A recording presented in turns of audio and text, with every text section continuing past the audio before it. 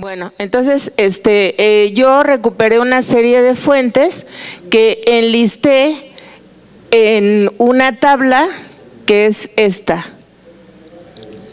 Entonces yo puse el periodo al que corresponde.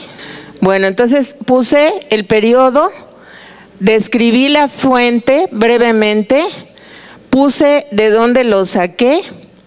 Y bueno, en este caso no tengo la referencia completa, pero el Códice de Mendoza pues es de, digamos, de dominio público y se puede localizar en internet también, etcétera.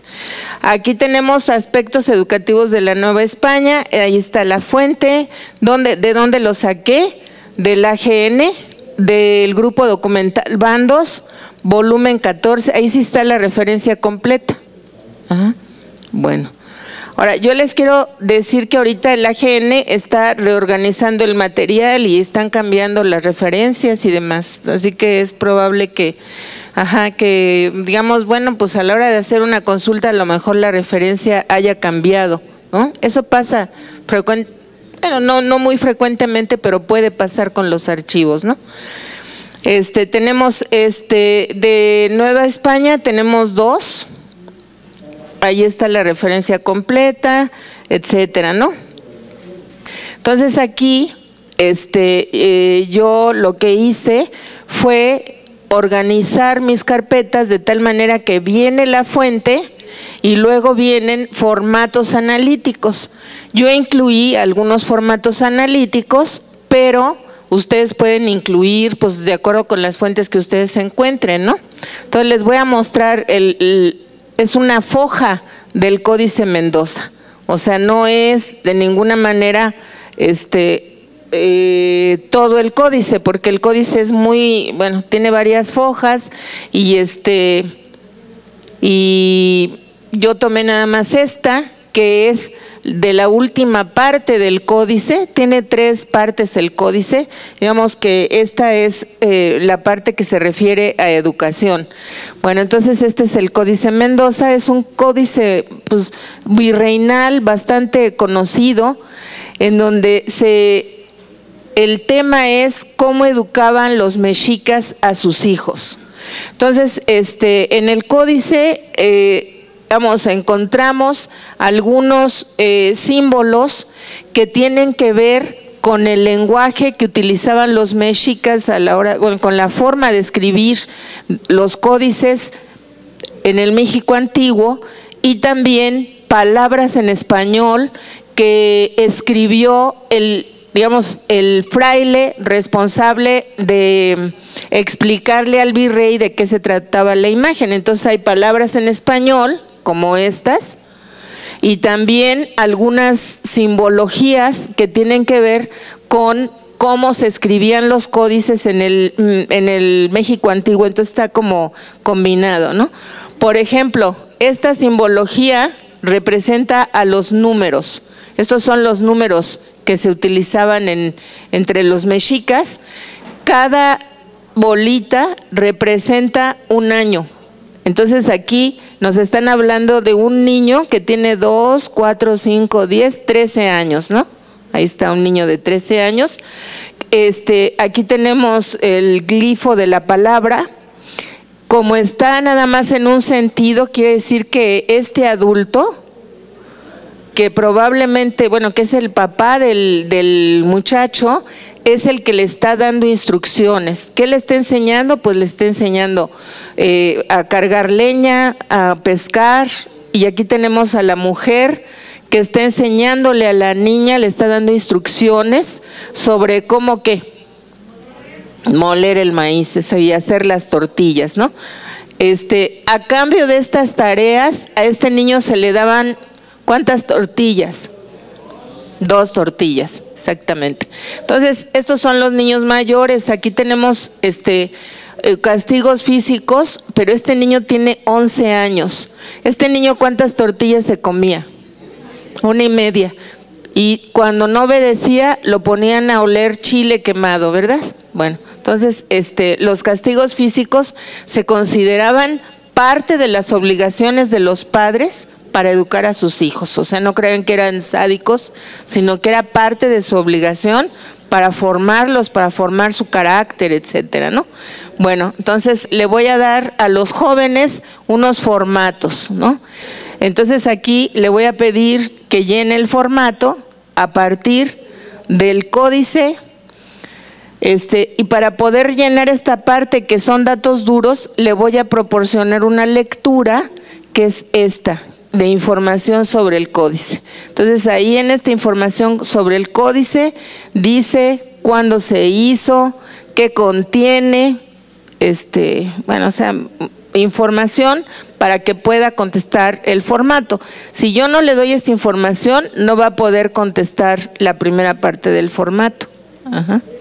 Entonces aquí está esta información. Esta la va a tomar para llenar la primera parte. Entonces esto. Y aquí está, entonces ya le puedo dar este formato de evidencia y aquí ya va a poder completar, ¿no?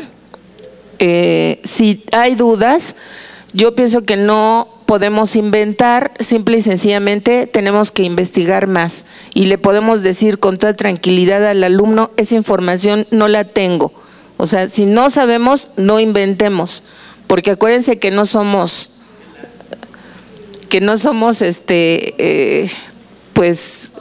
sabios, ni todólogos, ni nada, se puede, ni enciclopedias andando, ni mucho menos. Tenemos información que tiene sus límites, se vale reconocerlo, no hay problema. También podemos trabajar de empatía, porque allí hay una parte en donde nos cuesta mucho ser empáticos. Por ejemplo, no podemos entender por qué les pegaban, por qué los ponían a oler el chile seco, por qué utilizaban los castigos físicos, ¿no? Entonces vale la pena hacer un ejercicio de empatía, no para decir estaba bien que les pegaran, bravo, así debe de seguir, no, para que comprendan por qué utilizaban los castigos físicos. Y ahora eso ya no es tolerado, ni debe tolerarse, ¿verdad? Entonces no caigamos en anacronismos. Y hay ahí un aspecto complejo, ¿verdad? En donde uno tiene que hacer un ejercicio de empatía, no para justificar lo que está viendo en el códice, sino para tratar de entender cuál era el sentido. ¿Sí me explico? Por eso puse empatía. Bueno, el bando era, pues ya les dijo Martín, ¿verdad? Lo que era un bando, que era, digamos, una disposición real. Entonces aquí este documento de lo que me va a hablar es de la escuela, más bien de, digamos, una convocatoria que realiza el rey de España, no el virrey, el rey de España, a los hijos de nobles españoles que vivían en México, o sea, no que hubieran nacido en México, que vivían en México, nobles españoles, hijos de nobles españoles nacidos en España, pero que ya vivían en México, para que fueran a estudiar a una escuela de nobles, ¿verdad? Aquí está. Bueno, entonces esa es la idea. Yo no les voy a leer la fuente, pero está muy interesante porque dice que deseoso el rey de que su paternal amor, fíjense, el rey era el papá cariñoso, amoroso, e incesante cuidado acerca de la educación de la noble juventud se extienda también a sus dominios de Indias, se ha servido destinar 40 plazas en el Real Seminario de Nobles de Madrid para los caballeros americanos que quieran venir a él, y para que pueda formarse cabal idea de los estudios y habilidades se adjunta el plan de estudios. Entonces está bien interesante la fuente porque se incluye lo que estudiaban en ese seminario de nobles de Madrid, ¿verdad? Y la idea es que presentaran bueno, no esos términos, pero que sí se, digamos, pidieran que se les aceptara en el colegio cuánto tenían, que iban a recibir, porque tenían una parte de apoyo de la corona para su alimentación y su hospedaje, pero también los papás tenían que dar, digamos, una parte de los recursos que se necesitaran. Y venía todo esto muy descrito, viene muy descrito en la fuente. Esto es para los nobles. Y luego tenemos otra fuente que es sobre la educación a niñas menesterosas, ¿verdad?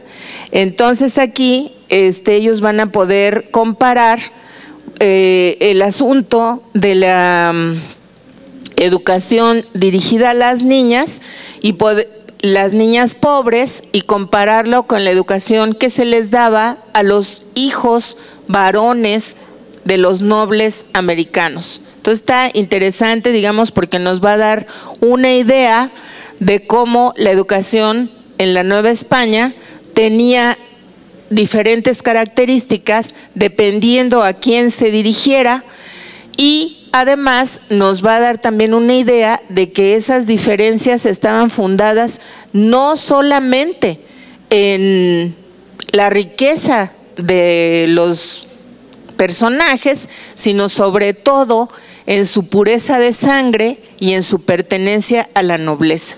Eso era mucho más importante que si tú tenías o no dinero. Aunque el dinero, bueno, el capital también y los recursos de los que dispusieras, pues también eran importantes. Aquí también incluí una serie de formatos a partir de los cuales los alumnos pueden realizar ese ejercicio. Yo creo que en varios puse lo de evidencia porque me interesa mucho que puedan sistematizar, y en lo de evidencia efectivamente hay un esfuerzo porque organicen la información, la sistematicen, etcétera. Bueno, entonces aquí está lo de la Nueva España, y aquí vamos a ver lo del siglo XIX. Entonces aquí en el siglo XIX yo puse dos textos. Un texto en donde Ignacio Manuel Altamirano va a escribir sobre la educación popular. Es un artículo, una transcripción de una fuente primaria. No es la fuente primaria tal cual, sino una transcripción en donde Altamirano va a hablar de la importancia de la educación dirigida a las clases menesterosas, ¿no? Y de cómo los revolucionarios de su época están preocupados porque haya más escuelas que cuarteles, y porque en México la gente en general, sin distinción, pueda asistir a una escuela y educarse, ¿no? Entonces, aquí está el pensamiento de Altamirano, en donde hay toda una recuperación de la historia, etcétera, y una convocatoria para que la gente apoye la educación popular como un medio de liberarse aquí del yugo del fanatismo religioso o del poder militar, para que los ciudadanos hagan desaparecer esos poderes y puedan conquistar, aquí está, una nueva tiranía, que es la tiranía del pueblo. Entonces hay que llevar a los niños el beneficio de la enseñanza. Bueno, entonces es lo que dice Altamirano. Aquí está, yo aquí puse un formato de importancia histórica, una cosa para cambio y continuidad, y aquí tenemos otra fuente que es digamos una fuente, también es una transcripción, en donde Gabino Barreda explica cuál es el programa que él está planteando para la Escuela Nacional Preparatoria y cuál es la idea que él tiene de que exista una Escuela Nacional Preparatoria. Aquí lo que me interesa es que en todo este discurso él incluye no solamente las materias que se deben de estudiar, sino cómo deben organizarse, cuáles deben ir primero, cuáles deben ir después y por qué. Entonces aquí hay toda una mirada, y yo lo que proponía es que llenáramos el formato de cambio y continuidad para ver si ese formato podría ayudar a los muchachos a que compararan, por ejemplo, la preparatoria que ellos estudiaron con la preparatoria que está proponiendo Gabino Barreda, ¿no? Claro que eso es, digamos, bueno, Luego tenemos el siglo XX, que como les digo, bueno, pues esto está lleno de fuentes, porque bueno, pues yo tenía más disponibles. Eso puede cambiar en cada caso. Y bueno, por supuesto está aquí la Constitución de 1917, está la portada original, esta es la Constitución original. Este documento aparece en la página del Archivo General de la Nación, de ahí la pueden tomar ustedes también. Miren qué interesante portada, ¿no?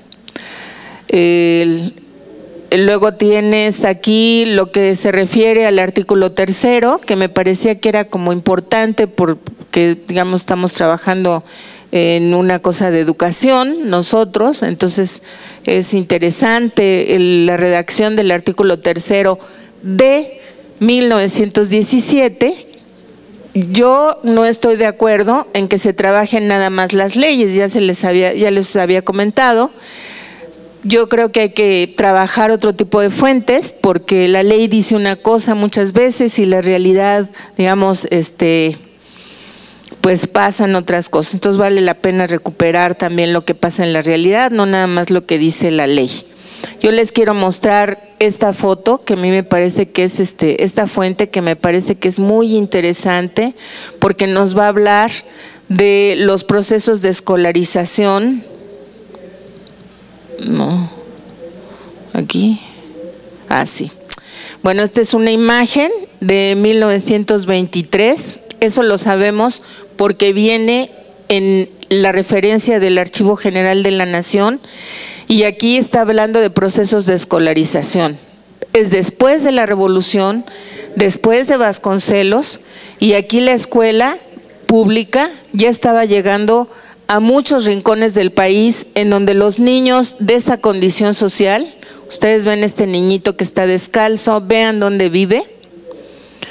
Este niñito no hubiera tenido la oportunidad de asistir a la escuela en la época del porfiriato, y no porque Porfirio Díaz fuera un malvado, sino porque, digamos, no había como una visión de Estado en ese sentido, ni unas condiciones que lo hicieran posible. Bueno, entonces aquí tenemos este niño. Yo les quiero hacer notar que en este hogar hay la presencia de un libro, y esto es digamos, una imagen muy poderosa por esa razón, por ese contenido simbólico, ¿no?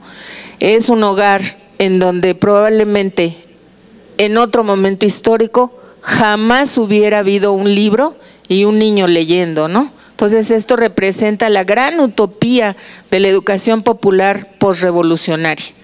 Bueno, aquí otra vez vienen los formatos, ¿no?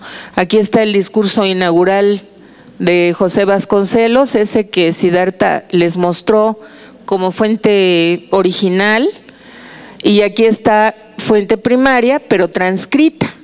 Es el mismo discurso, que vale la pena como leerlo bien, porque es muy fuerte el discurso. Si cruzan este discurso con la imagen del niño, pues vamos a ver, ¿no? Hasta dónde la utopía pudo o no concretarse en ese momento histórico. Bueno. Yo creo que es importante que hagamos una buena selección de fuentes, ¿no? Que representen diferentes eventos significativos para el siglo que vamos a trabajar. Nadie en la vida va a poder abordar todo. Nadie, ningún historiador trabaja todo. Uno selecciona sus objetos, trabaja esos objetos, y a veces tenemos suerte, ¿verdad? Porque tenemos unas condiciones que nos permiten profundizar y seguir investigando y aprendiendo cada vez más. Pero normalmente nos especializamos. Yo me especialicé en siglo XX, cosa que ahorita no se acaba de ver, ¿verdad? No se notó. Yo trabajo mucho la etapa de los 30, 40, esa es mi etapa, eso es lo que más trabajo. He trabajado también principios del siglo XX, pero donde está mi fuerte es en la etapa de Lázaro Cárdenas y Ávila Camacho. Sí, lo he profundizado. Entonces uno va profundizando, va ampliando, pero de ninguna manera no hay nadie que pueda trabajar toda la historia de la educación en México. Nosotros, digamos, en la bibliografía comentada, les estamos mencionando dos de las historias de la educación que sean generales, con una idea de esto de como de compendiar o hacer, vamos, una aproximación a todas las etapas, etcétera, que se han publicado en México más recientemente. Yo quisiera, maestros, sinceramente se los digo, que la obra del Arroyo ya la veamos como parte de la historia, ¿no? O sea, ya no podemos trabajar con el Arroyo como si el Arroyo fuera vigente, porque la obra del Arroyo se escribió en otro momento de la historia, del desarrollo de la historia como ciencia, ¿no? Entonces podemos abordarla, pero como eso, ¿no? Como una parte de cómo se hacía la historia en otro momento. Entonces ya no podemos traer al Arroyo como si fuera una obra contemporánea, ¿no? Porque ya pertenece a otro momento histórico.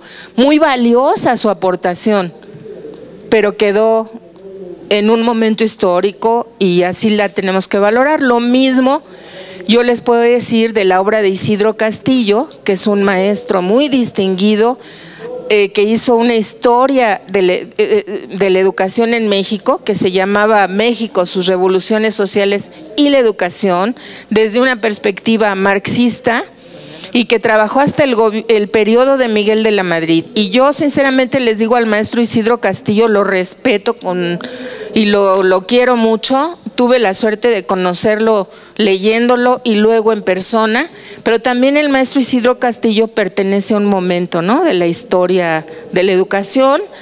Y bueno, podemos recuperarlos a ambos, pero como eso. O sea, ya hoy tenemos estas otras obras. Miren, aquí les vamos a mostrar, esto está en internet. Es el Diccionario de Historia de la Educación en México. Este diccionario lo escribió Luz Helena Galván como coordinadora. Ella es una investigadora del CIESAS, una persona muy cercana a nosotros, que ha venido a trabajar con ustedes. Y bueno, seguramente en algún momento la podrán conocer, porque ella siempre está dispuesta a ir a sus escuelas, a ir a sus eventos, a venir con nosotros, etc. Es una gente que quiere mucho a las escuelas normales. Donde dice artículos, por favor. Ahí. Bueno, aquí lo que podemos ver son artículos que se refieren a diferentes procesos, objetos, temas situados también por orden cronológico. Entonces aquí en época colonial está un artículo de Pilar Gonzalvo, que desde mi punto de vista es la especialista que más ha trabajado la historia de la educación en la Nueva España, y que está incluyendo un artículo que se llama Familia y Educación, porque ella trabaja historia de la vida privada. Entonces, por eso, familia y educación, ¿no? Tenemos otro de Dorothy Tang, que trabaja la educación indígena en el siglo XVIII, Carmen Castañeda, la imprenta en Guadalajara, etc. Bueno, entonces, como ven, no es todo. No es todo. Tiene que ver con resultados de investigación. Ahí tenemos, digamos, lo del siglo XIX, muy extenso el siglo XIX, pero ahí un entre siglos, ¿no? O sea, un texto de entre siglos, entre el final de la época colonial y principios del siglo XIX, que para estas historiadoras está marcado por el esfuerzo de construir un Estado nacional, empezando por las guerras las insurrecciones independentistas, etcétera. Bueno. Y ahí valdría la pena también decir, si me permites, que eso nos da pauta para discutir el asunto de la temporalidad en la historia. La temporalidad en la historia no es igual a la cronología de la vida cotidiana. Cuando yo les hablo del siglo XVIII, ustedes inmediatamente van a pensar que estamos hablando de 1700 a 1799 o a 1800.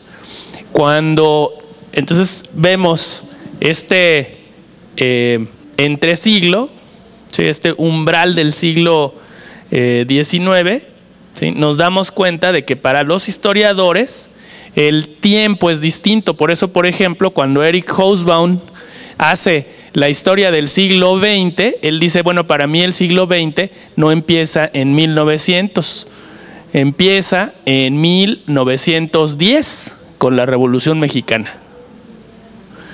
¿Sí? Ahí se termina el siglo XIX.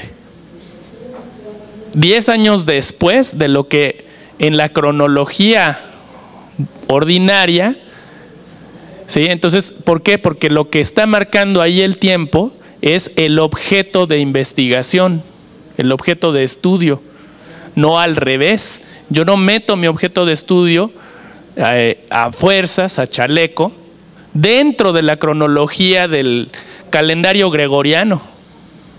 ¿Sí? ¿Queda clara esa idea? Es al revés.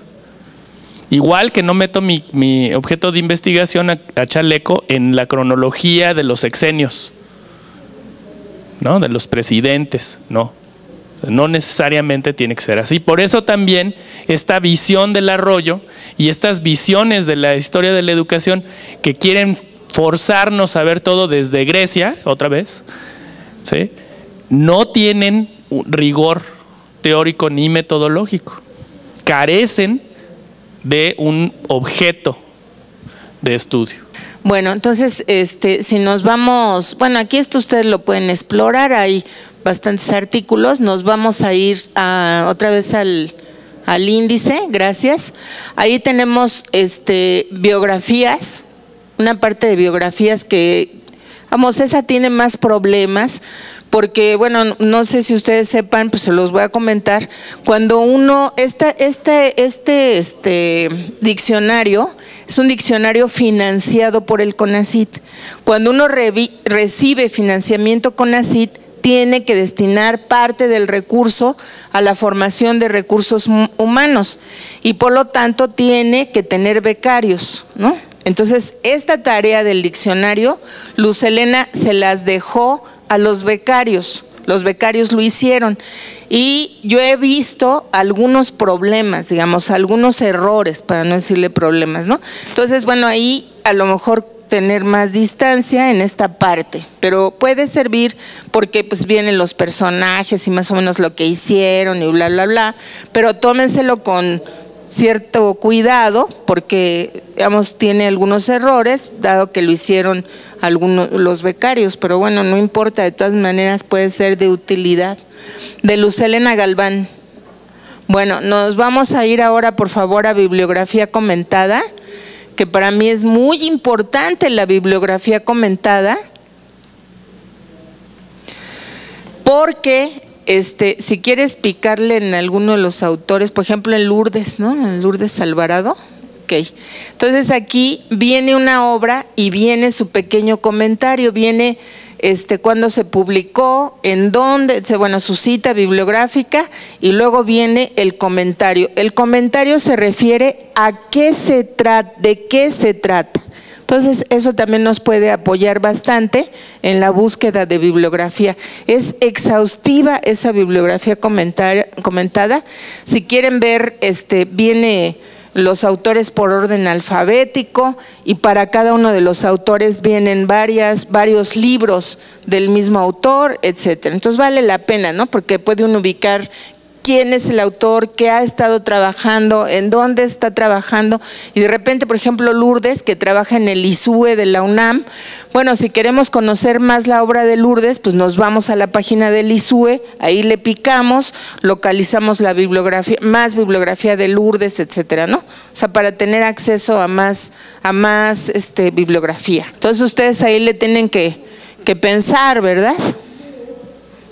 Si las manejan o no, qué tan trascendentes para la educación. Yo quisiera saber, ya vimos muchas fuentes y así como eso, hay muchísimas cosas, tanto de archivos mexicanos como de archivos internacionales. Y hay documentos sobre historia que pueden ustedes buscar en internet. Y es interminable, igual que videos. Pero a mí me gustaría saber si quedó más clara la idea de lo del panorama del periodo. ¿Sí, Seila? ¿Clarísima? Maestros. A ver, a mí… O más dudas o más comentarios. Sí, eso es muy importante para nosotros porque queremos que quede clara cuál es la idea de panorámica. O sea, no se trata de estudiar tema por tema de manera profunda, de abundar, porque entonces no van a terminar nunca, hombre, ni en un semestre, ni en 2, ni en 3, ni en 20, no nos hagamos. Entonces, no, esto es una panorámica. Entonces, eso como una mirada general para que entonces los alumnos sepan y luego qué pasó, y luego qué pasó, y luego qué pasó. Y una vez que tengan la panorámica, tienen que hacer su ejercicio de relevancia para que ellos digan, oiga, yo quiero profundizar en eso del artículo 3º de 1917.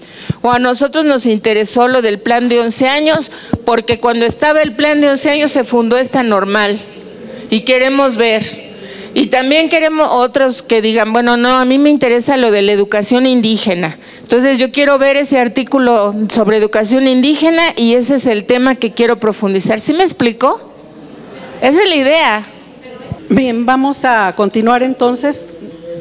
No localizo la que estuve modificando ayer noche en la soledad de mis aposentos, pero bueno. La segunda parte del proceso didáctico se trata entonces de trabajar ya una secuencia didáctica que al rato también nos va a tocar elaborar y bueno, también yo se las voy a presentar. Entonces es en este momento cuando hay esa interacción con las fuentes primarias y la aplicación de los conceptos de segundo orden. Obviamente aquí se va a dar una confrontación de las representaciones que los muchachos traen y que han adquirido a través de los libros de texto oficiales, o sea, de la historia oficial. Y se van a encontrar con lo que dicen las fuentes originales y entonces eso les va a provocar a ellos un conflicto cognitivo, pero gracias a ese conflicto cognitivo es que se van a dar a la tarea o sea, ese va a ser el motivo por el cual los muchachos van a querer seguir indagando, seguir investigando. Bueno, a lo mejor románticamente estoy pensando eso, pero ya lo he visto en la práctica y sé que sí da resultado. En la tercera parte se trata de elaborar un relato con los hallazgos que ellos encuentren, independientemente de que, bueno, ayer ya lo dijeron, hay que acercarnos, estar lo más próximo a las fuentes históricas. Entonces ellos, aquí les gusta esta parte porque elaboran historietas, elaboran cartas, elaboran, no sé, otro tipo de formas o de recursos para divulgar lo que ellos encontraron. Y bueno, ahí entraríamos a tratar de explicarles a los muchachos qué son los conceptos de segundo orden, porque qué tal que hasta nos pregunten si hay de tercer orden, de cuarto orden y todo eso, ¿verdad? Entonces ahí están más o menos una explicación muy apegada también a lo que dice en este caso Seixar, Peter Lee, etcétera.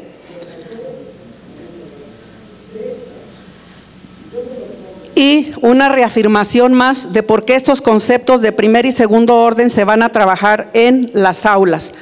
Acuérdense que estamos en la lógica de la construcción de la disciplina, no en la lógica de revisar contenido tras contenido tras contenido. Entonces ahí está más o menos la explicación de lo que sería el tiempo histórico. Obviamente nos va a llevar buen rato tratando de comentar esto con los muchachos. Cuando estén ya en la práctica ya les será más fácil entender esto.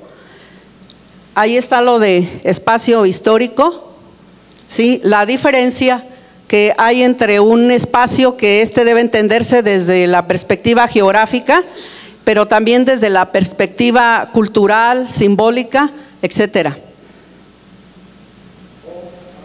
Está la evidencia histórica, la relevancia, la causalidad y la consecuencia, Otra vez tenemos aquí una explicación más amplia de la importancia o relevancia histórica, la empatía, el cambio y continuidad, y ahí tengo las fuentes primarias que voy a utilizar. Cuento ¿cómo se dice? En original del acta de nacimiento de Miguel Hidalgo, pero como decía ayer el doctor Martín, necesitábamos un paleógrafo para que del original pues se hiciera la traducción, pero afortunadamente está la traducción también. También tengo, o yo creo que todo esto es más de dominio general, el acta de independencia, y así dice, del Imperio Mexicano 1821. O sea, están los nombres textuales como los encontré yo. Documentos de confiscación de bienes de doña Leona Vicario de 1815. Tengo también el documento de juicios que emite el Santo Oficio de la Inquisición contra José María Morelos 1815. Bueno, esas más o menos son las fuentes con las que cuento, y segura estoy que buscándole y escarbándole más, por ahí vamos a encontrar más todavía. Y luego tenemos qué se va a evaluar. La asistencia y la puntualidad. Bueno, como ya saben, pues esto es un proceso formativo, es educativo, pues también hay que proporcionarles o hay que empezarles a formar sus hábitos. Actividades en función de la competencia, presentación y contenido de trabajos individuales y de trabajos colectivos, manejo de conceptos de primer y segundo orden, procedimientos cognitivos en el trabajo de fuentes primarias, socialización, eso es muy importante, y actitudes de interés frente al conocimiento histórico.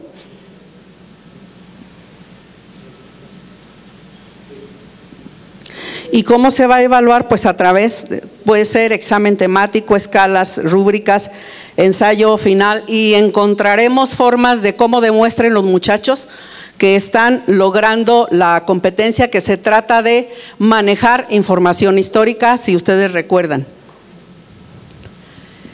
Y ahí están algunas evidencias de aprendizaje, que puede ser mapa histórico, porque necesitamos ver qué pasaba en el norte, en el centro y en el sur, y más o menos cuál fueron los lugares donde aprenden, por ejemplo, a Hidalgo, a Morelos, y establecer más o menos una ruta para, eso sería por ejemplo el mapa histórico. Un croquis del recorrido. En la primera visita de Hidalgo a Valladolid, él estuvo en diferentes edificios, incluso en donde le toca pernoctar. Pues a todos esos edificios a mí me gusta llevar a los muchachos. Folletos guía que ellos elaboren, guías analíticas, dibujos de edificios, objetos de época, narrativas, cuadros comparativos, reportes y por supuesto sus conclusiones autónomas. Y dirán ustedes que es mucho trabajo. Sí, es mucho trabajo al principio, maestros. Primero, yo no soy historiador, entonces yo tengo que leer y leer y leer sobre la independencia y sobre lo que pasó en Valladolid. Ya que lea, entonces hago mi planeación de la unidad. Entonces, sí trabajo mucho al principio, pero después los que más trabajan son los muchachos, porque ellos son los que tienen que hacer la indagación de dónde estuvo Hidalgo, de cuándo estuvo, de qué hizo en lo que ahorita es el Congreso, qué hizo donde es el Ayuntamiento, qué hizo donde es la preparatoria número 2 de San Nicolás de Hidalgo, qué hizo en el colegio, en fin, eso les toca averiguar a ellos. Las actividades complementarias, vean ustedes lo que hace ratito decía la doctora. Los muchachos, mis alumnos, han ido ahí al archivo de la catedral y sí los dejan entrar. Les ha tocado ver documentos, por ejemplo, estaban emocionados, igual que yo, cuando me platican, de que vieron un vale firmado por Abasolo, de que se llevaba X cantidad de dinero y que dejaba el valecito, pues ahí sigue el valecito sin pagarse, ¿verdad? Hay ese recorrido que les estoy mencionando a través de los edificios históricos de la estancia de Hidalgo en Valladolid. Tenemos el museo de sitio que acaba de ser, ¿cómo se dice?, restaurado, que está muy interesante.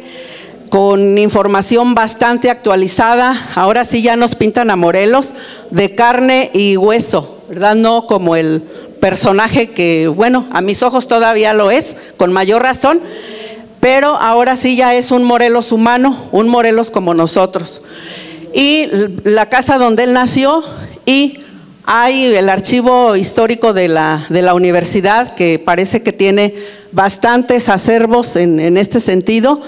Y ya si se puede, así como para estimular a los muchachos también, la visita al Archivo General de la Nación en la Ciudad de México, aunque aquí yo creo que podemos aprovechar bastante para otras cosas también. Bueno, esas serían las actividades complementarias.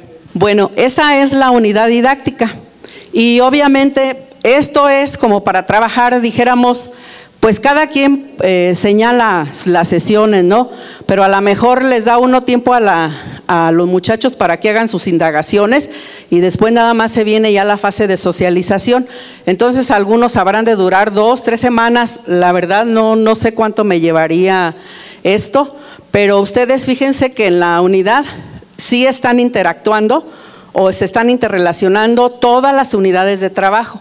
Entonces, para que nos vayamos en la idea de que primero la unidad 1, no, después la 2 no. Hay elementos de la 1, de la 2, de la 3 y de la 4. Pero básicamente nuestro eje de análisis pues es la 2. Pues eso es lo que yo les puedo aportar y lo que se supone que debemos proceder enseguida es a la planeación de unidades de aprendizaje. Y ya les decía el maestro Siddhartha hace un momento, sería bueno que en cada mesa elaboraran por lo menos 2, que las comenten entre ustedes, las socialicen y elijan una que será presentada acá, ¿verdad? Ya con ustedes. Bien, por mi parte ahorita eso es todo.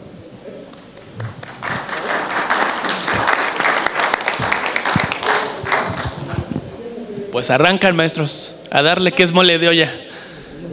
Y sin embargo lo empezamos a trabajar, no así, pero por ejemplo, ¿cómo?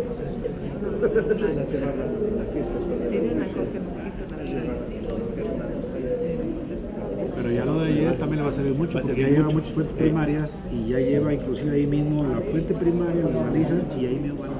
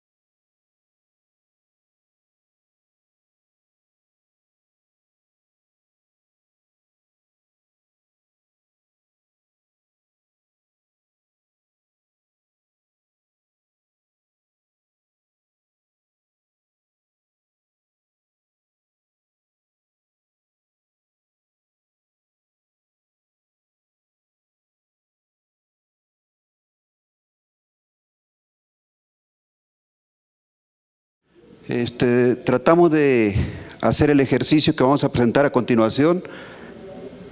Lo estamos abordando una secuencia en base a la unidad de aprendizaje número 2, Historia de la Educación en México, una mirada panorámica. Tomamos en consideración el formato que nos presentó la maestra de Michoacán. La competencia del programa: selecciona fuentes históricas primarias pertinentes para ser incorporadas en las actividades de aprendizaje en el aula. Conduce su propio aprendizaje histórico a través de la investigación permanente. El tema o contenido que abordamos, pues hay similitud en cuestiones. Aquí la discrepancia si era instrucción o era educación. En los anteriores programas de los planes de estudio nada más veíamos la educación mexica y la educación maya por excelencia. Pero eso no quiere decir que otros pueblos, otras culturas no hayan tenido educación. El tema o contenido: esas ruinas que ves, la educación en Mesoamérica, o de lo mucho que debe haber ocurrido y lo poco que sabemos. Estamos insertando un eje problematizador paralelo al que se maneja en el Programa de Desarrollo Histórico 1. En este caso va referido a los jóvenes huastecos. Eso era parte de su educación que todavía persiste en las comunidades, sobre todo en las que están muy cercanas entre los límites de Veracruz e Hidalgo, los municipios de Huautla, Chicontepec, Yagualica y otros que están más al centro de la Huasteca, como Jaltocán. Conceptos de segundo orden: manejamos tiempo histórico, espacio, tiempo, sincronía. Sincronía porque ¿qué pasaba con la educación de los mexicas y qué estaban haciendo los huastecos para enseñar a sus hijos? ¿Qué cambios? Desafortunadamente la modernidad nos ha llevado al desplazamiento de jóvenes que ya no respetan, aunque los ancianos todavía siguen con esa pertenencia cultural. Y de acuerdo a la RIEV, la tercera competencia para enseñanza de la historia es una conciencia histórica para una convivencia. Y eso tiene relevancia. Tenemos que ser empáticos. ¿Qué empatía tienen hacia su cultura estos jóvenes? No nos ponemos de acuerdo en cuanto a la sesión porque pues, es ambicioso, como ya se mencionó, pero le dejamos tentativamente 4 horas. Aprendizajes esperados: dice que emplea los conceptos de primero y segundo orden, así como las fuentes primarias y secundarias de la historia para apreciar el desarrollo de su pensamiento. Criterios de evaluación: pues falta incluir las rúbricas. Dentro de los recursos, el que tenemos allá en Huejutla, que es la cabecera donde está nuestra normal, está la Casa de la Cultura Local, donde hay todavía reminiscencia de las bodas, de los bautizos, e incluso en la Catedral Agustina, que está ahí en el municipio de Huejutla, hay un archivo donde registran las bodas indígenas y las misas colectivas en náhuatl. O sea, eso es. Además, el famoso Tepechichi, que es el señor que reúne a los 2 contrayentes con los padres de ambos contrayentes, o sea, se encierran y pues, es una lista de consejos para, más que nada, de una naturaleza varoral para la vida futura en la boda. Y eso tiene que ver mucho con la educación. ¿Sí? Le dice en náhuatl: y te seré fiel hasta que la otra nos separe, o como se dice en católico, hasta que la muerte nos separe. Pero ellos utilizan su propio. En el mercado, la vestimenta es alusiva al evento del bautizo, de la confirmación, de los 15 años, entre la población allá hablante del náhuatl.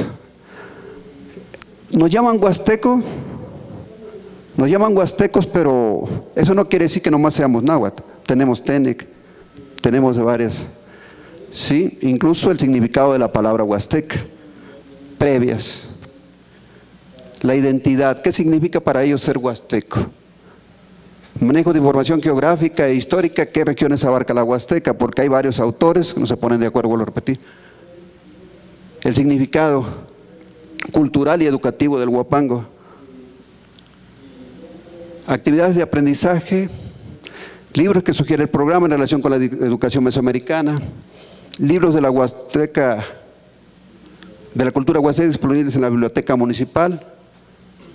Sí quiero decir, sin antes de retirarme, de que lo ambicioso no nos quita la idea de que no intentemos realizarlo, ¿sí? En la que medida que intentemos realizar las cosas es como vamos a conseguir la realización de nuestras ambiciones. Es algo sencillo, es nuestra primera experiencia. Muchas gracias por su atención. Sí, de verdad, cuando ve uno lo que están planeando, hasta se emociona, la verdad se emociona a uno. Fíjense, yo sí quiero llamar la atención de ustedes en que cuando se trabaja por competencias, así como que se desborda lo que uno planea en el aula y que después lo van a realizar los alumnos. Recuerdo muy bien las palabras de la doctora el día de ayer de que dejemos a los muchachos, de que les demos la oportunidad. Yo sí he tenido ya la experiencia de que propicio que mis alumnos gestionen sus aprendizajes, gestionen sus recorridos, gestionen sus visitas, que se encarguen ellos de hacer a lo mejor lo que me toca a mí, pero que yo no tengo tiempo de hacer, las visitas previas a las zonas arqueológicas, a los museos, y que sean ellos los que estudien primero lo que van a socializar con los demás. Fíjense, ahorita que estaba viendo lo que estaba planeando el maestro, está abarcando ya, primero yo creo que una historia regional, está abarcando la música, la danza, la gastronomía, lo cual eso, bueno, viene a fortalecer la identidad de los jóvenes huastecos, ¿verdad? Como él lo señalaba. Yo nada más haría un comentario, que sí, que le eche ganas, maestro, y que sí se dé a la tarea, de buscar con anticipación las fuentes, ¿verdad? Para que no se pierda la esencia de lo que es la educación histórica y para que no se pierda la esencia de lo que nosotros pretendemos en historia. Pero está muy, muy bonita, muy agradable la secuencia que presentó. Gracias, Rosalba. Sí, a ver, yo también quisiera primero felicitar al compañero por el trabajo que nos presenta. Me parece que es muy interesante. Nada más tengo dos observaciones, si me permiten. Primero, una cuestión que pudiera parecer menor, pero no lo es, que tiene que ver con los conceptos que se están y la forma en la que se están manejando los conceptos. Les decíamos, para nosotros en historia, la empatía no tiene tanto que ver como lo manejan los psicólogos o cómo se maneja cotidianamente el término, ¿sí? Empatía lo utilizamos como sinónimo de simpatía, ¿sí? De ser capaz de reflejarnos en el otro. Ser capaz de reflejarnos en el otro, en términos históricos, es entender a los sujetos que vivieron en sociedades del pasado en su contexto, no desde una perspectiva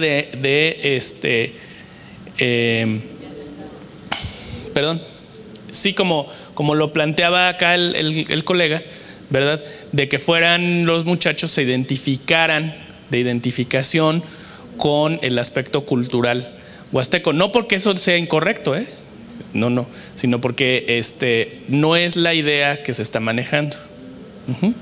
Entonces, bueno, esa sería ¿cómo tendríamos que plantearlo en términos, bueno, cómo vivían los huastecos en la época prehispánica? Y desde su perspectiva, desde su contexto, ¿sí? Por ejemplo, ¿qué implicaciones tenía para ellos el hecho por ejemplo, de la cosecha? No es lo mismo, no puede ser lo mismo, ¿sí? Porque tenía implicaciones religiosas, como lo dijo el maestro, era una cosmovisión distinta de la que se tiene ahora. No todo es malo, tampoco de lo que se tiene ahora, y tampoco podemos caer en esta idea porque ahí hay un anacronismo de que todo pasado fue mejor. Eso tampoco es cierto, ¿no? Entonces, nada más cuidar en ese sentido, ahora sí que la empatía, no caer en este anacronismo. Precisamente por eso también enfatizar lo que decía Rosalba, busquemos estas fuentes y ahí vamos a ver, por ejemplo, ¿verdad? En el contexto, hay que leerlas, en el contexto de la época, en esa sociedad en particular. Y la otra observación que me permito hacer es que me parece que esta secuencia que nos presentan en realidad no corresponde a la a la unidad de aprendizaje 2. En realidad va a caer en la 4, que es donde se está proponiendo que ya se trabajen estos temas y estos conceptos, porque aquí ya les presentamos a los alumnos toda la parte teórica, todo el panorama, y de ese panorama ellos ya, digamos, aquí ya hay una propuesta de selección de un tema donde se va a profundizar. Entonces ya es la unidad 4, ¿sí? Nada más serían las únicas observaciones. Sin embargo, sí quiero resaltar otra vez que me parece un trabajo muy bueno. Bien, la unidad de aprendizaje que es la 2 del programa de Historia de la Educación en México, titulada Historia de la Educación en México, una mirada panorámica. El tema o contenido es concepto de primer orden, siglo XX, la Revolución Mexicana y los nuevos proyectos educativos. Los ejes problematizadores es la creación de la SEP, la Casa del Pueblo, la Escuela Rural Mexicana, la creación de las normales rurales, las misiones culturales, la educación socialista. Los conceptos de segundo orden que consideramos es el tiempo histórico, espacio, cambio, continuidad, casualidad, causalidad, relación, pasado, presente, fuentes, sujetos. La sesión la estamos considerando para 4 horas. El aprendizaje esperado es que después del desarrollo de los contenidos, el alumno pueda utilizar adecuadamente las fuentes primarias y secundarias de la historia y las incorpore en la construcción del conocimiento histórico con sus alumnos. Los criterios de evaluación son los siguientes: el dominio sobre los conceptos históricos de primer y segundo orden, habilidad para analizar fuentes primarias y secundarias, formatos analíticos que contengan los sucesos, procesos, personajes y conceptos o nociones históricas, la actitud demostrada en el desarrollo de las actividades. Además, en este apartado, con relación a la valoración de los resultados de la actividad en relación a los propósitos establecidos previamente, consideramos la teoría de la evaluación de María Antonia Casanova, titulada la evaluación educativa, escuela básica, como un referente que respalde o refuerce los criterios de evaluación que se consideran en el programa. Los recursos son los siguientes como fuentes históricas primarias. La idea es que en esta revisión panorámica podamos incluir aspectos que conciernen específicamente al Estado de Hidalgo y que tienen que ver históricamente en algunos de estos aspectos. La primera fuente sería el Plan de San Luis, que involucra a toda la República Mexicana. El segundo es el discurso de José Vasconcelos en la inauguración del edificio de la SEP. El tercero es acudir o recurrir a los archivos de la Fototeca Nacional Casasola de la ciudad de Pachuca. Por otro lado, cuando abordamos en este periodo la creación de las escuelas normales rurales, pues contamos con el archivo histórico de la Escuela Normal Rural Luis Villarreal del Meche Hidalgo, la cual estos documentos y el edificio se convierten en fuentes primarias que nos daría la posibilidad de interpretar este acontecimiento histórico con relación a los principios de creación de las escuelas normales rurales. También recurrir a la reforma del artículo 3º constitucional de 1934, como parte de los principios filosóficos de la educación de ese tiempo, el cual enmarca el concepto de educación socialista, y los documentos que apoyaron a la reforma educativa de 1934. Por lo tanto, esta visión panorámica desde lo macro a lo regional sería de gran utilidad para reforzar los contenidos que se enmarcan dentro del programa. Ya para las actividades de apertura, para las actividades las consideramos en 3 momentos didácticos. Hay algunos autores que lo permiten. Consideramos 60 minutos en una plenaria para socializar las ideas del tema a tratar. Luego, 120 minutos para la revisión y análisis de las fuentes primarias, elaboración de formatos analíticos y elaborar las conclusiones. En la generalización, eso es en el desarrollo. Y en la generalización y cierre, 60 minutos para la contrastación de los aprendizajes iniciales con los nuevos aprendizajes, lectura de narrativas y elaboración de conclusiones sobre el tema y sobre el proceso.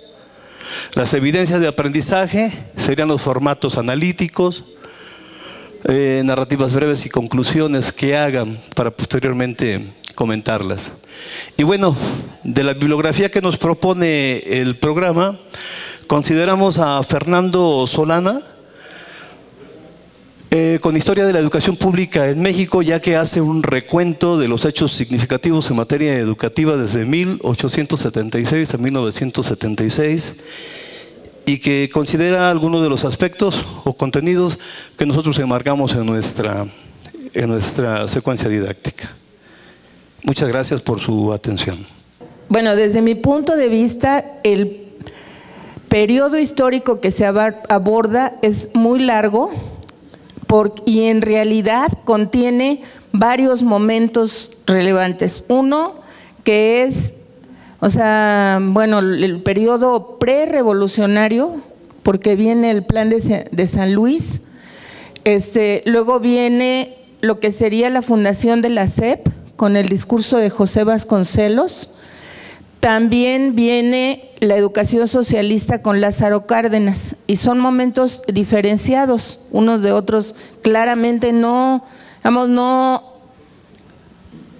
hay, de hecho, entre uno y otro continuidad, porque hay muchísimas rupturas. O sea, por ejemplo, el plan de San Luis de Madero, pues eso fue, ni siquiera fue secundado por todos los revolucionarios, ¿no?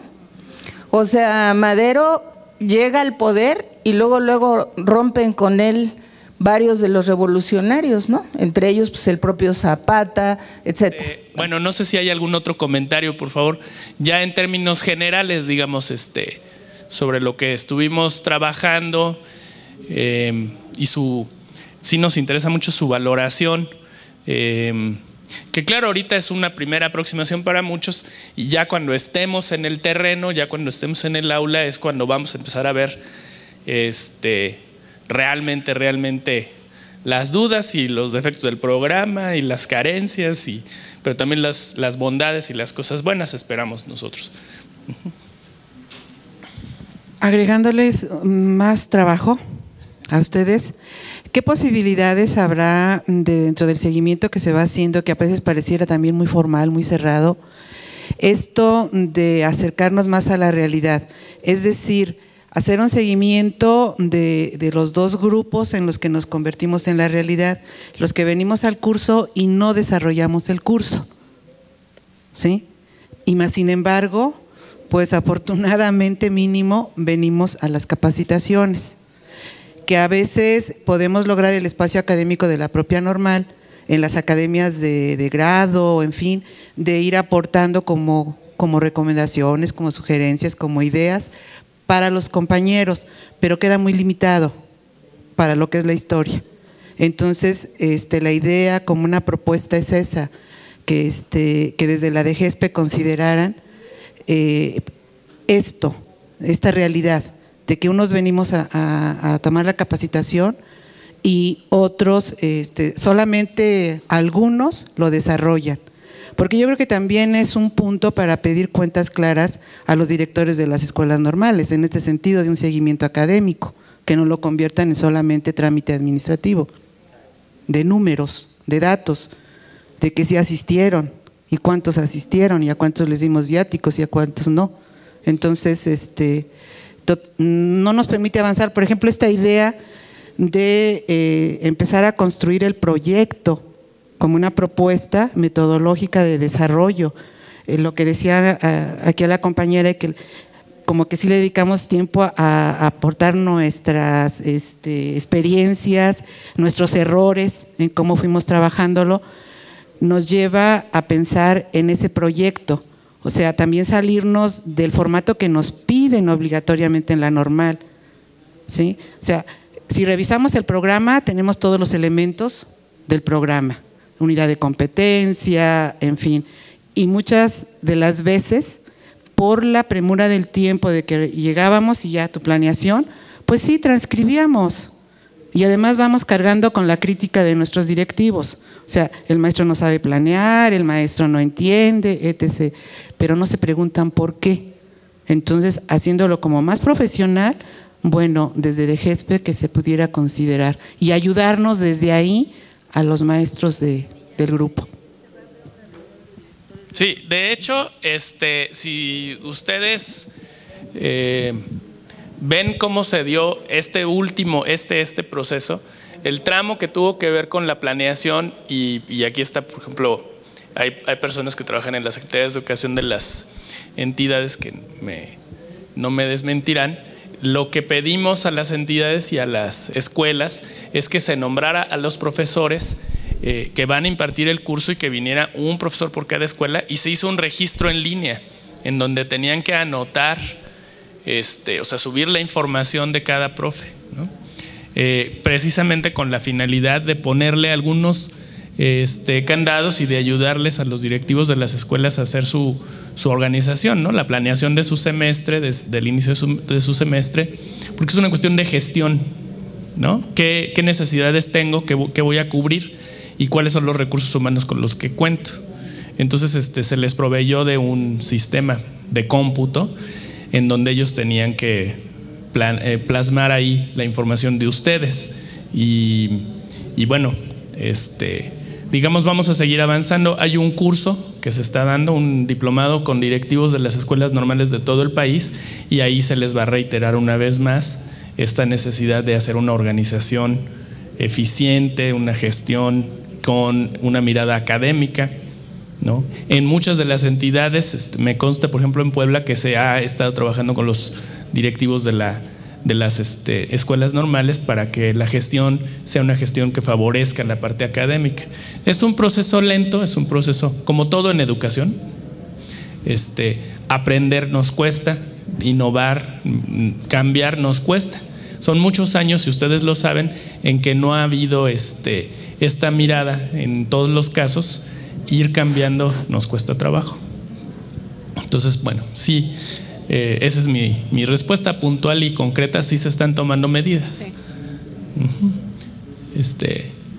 Maestro Adrián, ¿quiere participar? Bueno, yo quería comentar precisamente eso, que uno de los problemas que tenemos siempre es que los maestros son cambiados en sus semestres, y la intención yo creo que fue muy acertada ahora el hecho de que en Puebla, por ejemplo, nos pidieron que nos inscribiéramos personalmente con el que estemos en la base de datos del CIBEM y que aparezcamos de tal manera que sean los maestros quienes tomen la capacitación primero y después que den el curso, porque va a haber un seguimiento. Porque sí es muy importante que, bueno, sí tomamos 3 días de nuestras actividades, venimos, nos involucramos y después no damos la asignatura. En este caso, lo más importante es que estés en este proceso. Nosotros, bueno, en esta mesa la gran mayoría hemos participado ya en otras actividades, y aunque parecería que la expresión que se dijo, somos la mayoría que hemos participado en 3 capacitaciones, esas 3 capacitaciones anteriores nos han permitido recuperar, entender y valorar el contenido del curso. Entonces, bueno, la intención también que se había manejado fue compartir experiencias, porque bueno, nos llevamos unas secuencias didácticas, pero también si tenemos toda una base de datos de compañeros que podemos intercambiar las experiencias y enriquecernos, porque bueno, al fin y al cabo, al interior del equipo decía yo, tengo mi planeación, pero siento que le faltó más, por ejemplo, meter videos, ¿no? En cuanto a la parte de las lecturas, con la intención de no hacerlo tan aburrido para los muchachos esta parte de la lectura. Comentaban algunas otras indicaciones, no teníamos formatos diferentes, pero la intención yo creo es, primero el compromiso de nosotros como docentes, el solicitar el compromiso de los directivos y obviamente el convertirnos en una academia de historia donde todos los que participamos estamos aprendiendo. Que estamos aprendiendo y no perdernos de vista de eso, ¿no? Creo que sería lo más valioso en esta parte personal de recuperar lo valioso de esto, ¿no? Entonces, digo, con esta es mi tercera capacitación y seguimos aprendiendo y seguimos descubriendo materiales y cómo lo podemos ocupar ahora para no hacerlo tan aburrido para los muchachos y también que a nosotros nos despierte esa sensación de poderlo manejar con ellos, ¿no?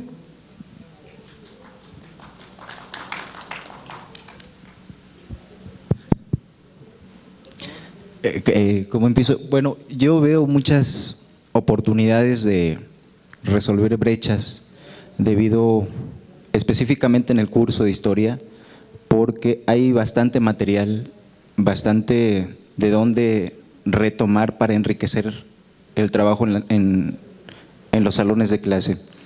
Y en ocasiones se escuchan como preocupaciones por parte de cada uno de los docentes que estamos en los salones de clase. Sin embargo, con la inquietud que comentaba la maestra, a ver si no la riego, creo que se van a ir resolviendo muchas cosas.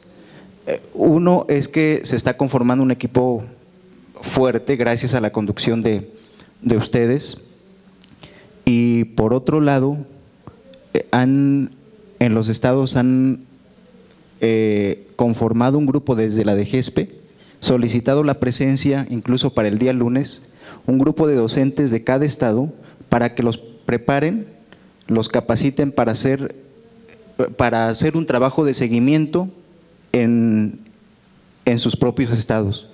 Entonces creo que eso va a fortalecer. Desde luego tiene que haber comunicación entre los docentes de cada escuela con este equipo de seguidores.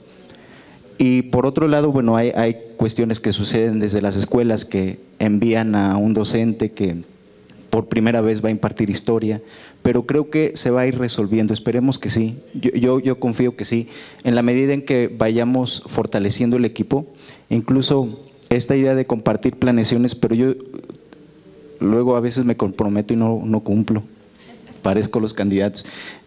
Ojalá y se pudiera hacer un intercambio de fuentes primarias, fuentes históricas, de elementos de primera mano desde los estados.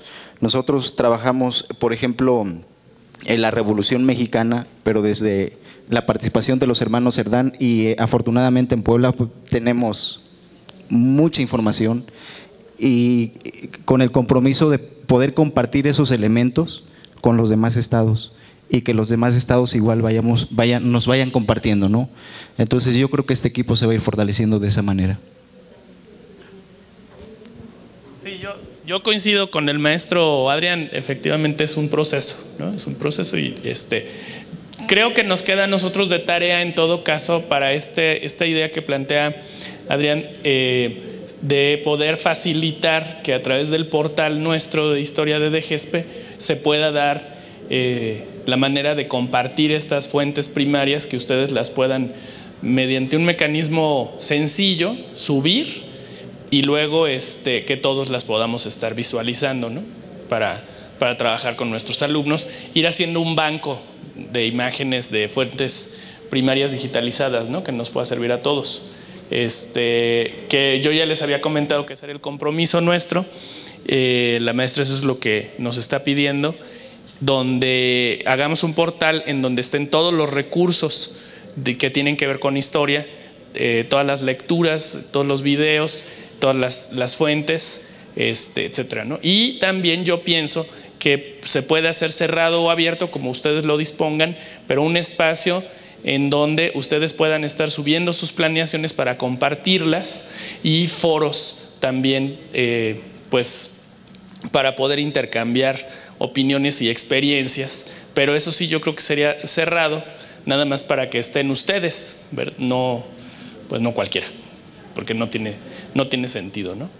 Y pero sí, esas herramientas son muy importantes, y también los interactivos y las propuestas de cómo estamos viendo nosotros las secuencias, por lo menos algunas unidades de aprendizaje y secuencias didácticas que ya nos pidió la maestra también que diseñemos para ponerlas como ejemplo, pero no como, sí, o sea, no son, nosotros no somos ni pensamos que somos los poseedores de la verdad absoluta, no pensamos que exista la verdad absoluta, ni somos los que más sabemos. Nos tocó estar aquí enfrente, pero sí estamos convencidos, y eso creo que lo hemos demostrado, de que el conocimiento se forma horizontalmente, se construye en colectivo y democráticamente. Democráticamente, eso es muy importante. Entonces, para que podamos compartir todos nuestras planeaciones, nuestras secuencias, y bueno, siempre es muy útil esa herramienta.